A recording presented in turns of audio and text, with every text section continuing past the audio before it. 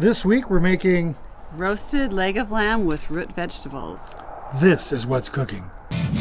Welcome to another episode of What's Cooking. Join me as I travel the country, learning the tips, tricks, and stories behind the recipes and home cooks that make up the world's #1 food site, Allrecipes.com. This week we're in Polson, Montana, a small town on the shores of Lake Flathead and within the borders of the Flathead Indian Reservation. Polson is also where we find Allrecipes cook Darlis. Today, Darlis is going to make us a completely local and sustainable meal.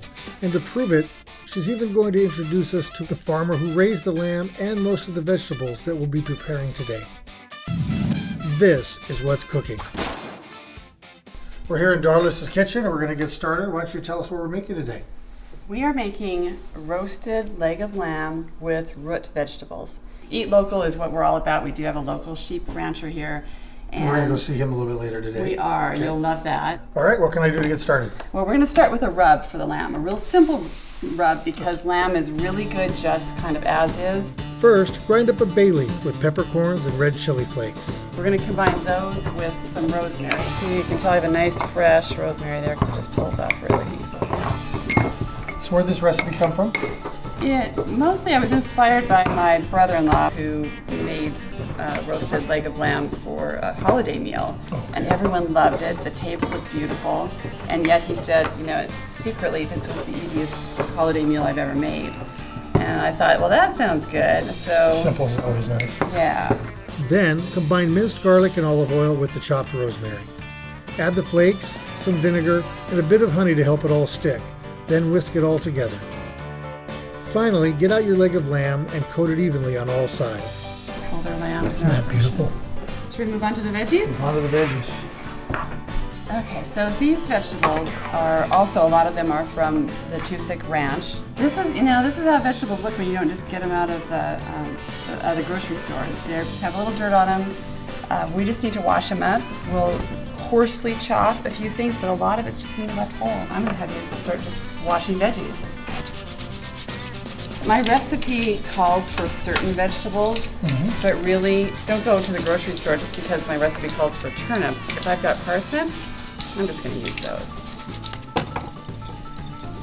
Cut the larger vegetables into chunks and place them in a large roasting pan. Coat them in olive oil and sprinkle with coarse salt. And it's a big leg of lamb. Most leg of lamb would probably only go to about here. Put a little bit more of this on there because I think it's going to be really yummy. So this now just like this goes into the oven at 400 to start with for 20 minutes or so. Okay. And then we're going to lower the temperature. All right, so we let that sit in there for 20 minutes and then we'll turn it down and tell me where we're headed next.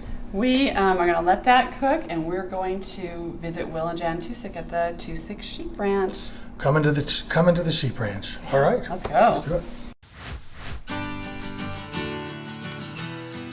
Hello. Michael. Pleasure. Will. How's it going? It's looking good. Okay, well, I had that shoulder chop for breakfast, and it's as sweet as it gets. So it's good lamb. You guys are in for a treat. This call I use is, gosh, it's over 100 years old at least. Oh, all right. Yeah. So here it goes. When Will used his 100-year-old sheep call, those sheep knew what to do. Come on! No, hey, come here. Wait a minute, all the way. Wait, all the way. Come on,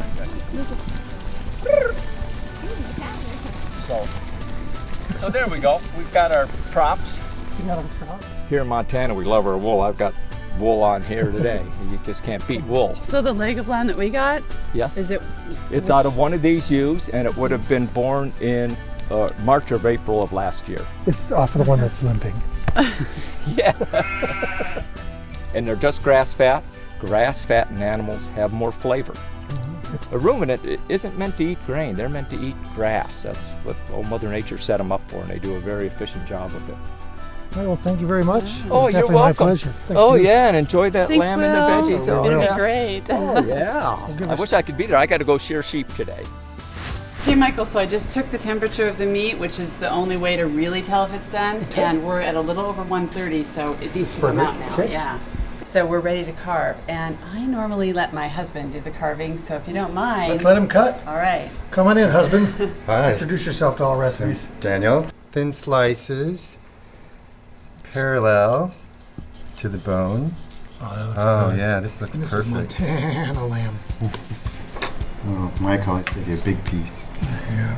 I made a cherry compote, so lamb is great by itself, but we're known for our flathead cherries, and so I had to bring that into the meal too. Very good, very good. Good. For dessert, don't eat too much because I made my famous apple pie. I'm afraid that I wouldn't even be invited to many holiday dinners if I didn't bring my apple pie. Local wine too. The wine too. Yeah. This is an entire sustainable table. It's a sustainable feast. It's the way to go. Cheers. Polson is a breadbasket. There you have it. Another cook, another kitchen. Join us again next week for another episode of What's Cooking.